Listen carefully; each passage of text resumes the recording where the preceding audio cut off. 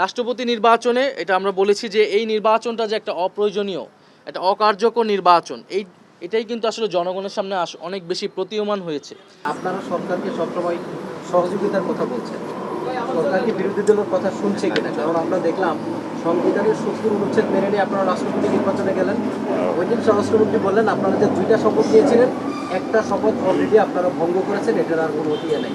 আপনারা সরকারকে সহযোগিতার কথা বলছেন, সরকার বিরোধী দলকে আসলে সহযোগিতা করছে না, তাদের দাবিগুলো মেনে নেওয়ার কোনো মন মানসিকতা সরকার আছে কিনা আপনার কাছে কি মনে হয়?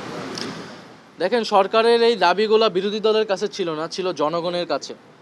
সরকার যে জুলাই সনদ বাস্তবায়ন করবে বা গণভোট মেনে অংশগ্রহণ করেছে, এটা জনগণের কাছে, জাতির সামনে তারা এটা উপস্থাপন করেছে। আমরা সরকারকে কোনো দল হিসেবে বা বিএনপিকে আমরা সহযোগিতা করছি না। আমরা যেগুলো জাতীয় সংকট আমরা মনে করি, সেই বিষয়গুলোতে আমরা ঐক্যবদ্ধভাবে কাজ করার আমাদের সর্বাত্মকভাবে আমাদের ইচ্ছা ছিল।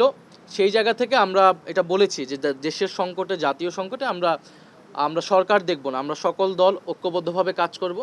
রাষ্ট্রপতি নির্বাচনে এটা আমরা বলেছি যে এই নির্বাচনটা যে একটা অপ্রয়োজনীয়, একটা অকার্যকর নির্বাচন, এটাই কিন্তু আসলে জনগণের সামনে অনেক বেশি প্রতীয়মান হয়েছে।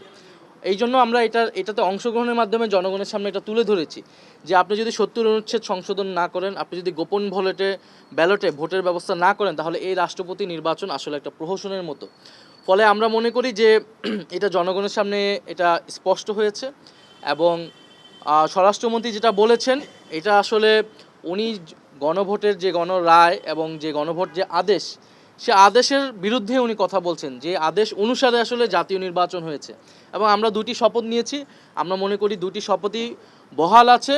বরং সরকার দল যে সংবিধান সংস্কার পরিষদের শপথ না নিয়ে তারা একটা গভীর সাংবিধানিক সংকট তৈরি করেছে, রাজনৈতিক সংকট তৈরি করেছে এবং গণ অভ্যুত্থানের সাথে প্রতারণা করেছে।